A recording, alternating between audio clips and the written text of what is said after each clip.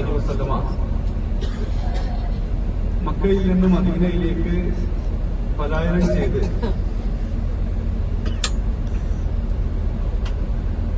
മദീനയിലെത്തിയപ്പോൾ നബി സല്ലല്ലാഹു അലൈഹി വസല്ലമ വരുന്നുണ്ട് എന്ന് അറിഞ്ഞ് എല്ലാ ദിവസവും മദീനക്കാര് ഇങ്ങനെ കാത്തിരിക്കും.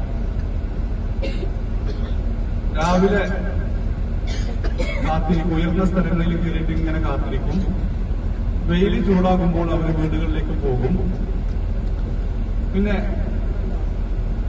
ഒന്ന് തണുക്കുമ്പോൾ വീണ്ടും ഒന്നിങ്ങനെ സ്ത്രീകളും കുട്ടികളും പുരുഷന്മാരൊക്കെ ഇങ്ങനെ കാത്തിരിക്കും.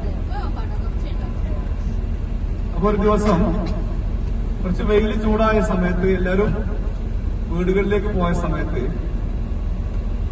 ഒരു ജൂതൻ തന്റെ വീടിന്റെ മുകളിലേക്ക് ഒരു ആവശ്യത്തിന് വേണ്ടി കയറിയതാണ്. അപ്പോഴാണ് രണ്ടൊട്ടകങ്ങൾ ഇങ്ങനെ അതിന്റെ കൂടെ ആളുകളായിട്ട് ഇങ്ങനെ വരുന്നത്.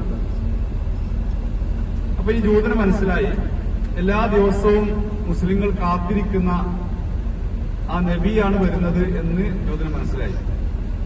ഞാൻ അദ്ദേഹം വിളിച്ചു പറഞ്ഞു, നിങ്ങൾ കാത്തിരിക്കുന്ന ആ പ്രവാചകൻ, ആ നബി അതാ വരുന്നു എന്ന് ഉച്ചത്തിൽ 2-3 തവണ ഈ ജൂതൻ ഇങ്ങനെ വിളിച്ചു പറഞ്ഞു.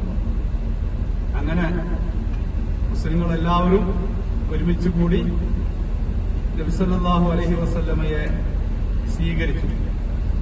നമ്മൾ മദ്രസയിലൊക്കെ പഠിച്ചിട്ടുണ്ട്, പ്രവാചകൻ സല്ലല്ലാഹു അലൈഹി വസല്ലമയുടെ ഒട്ടകത്തിന്റെ മൂക്കേർ പിടിച്ചിട്ട് നബിയെ സ്വീകരിക്കാൻ സൽക്കരിക്കാൻ അവർ മത്സരിക്കുകയായിരുന്നു എന്നാണ്.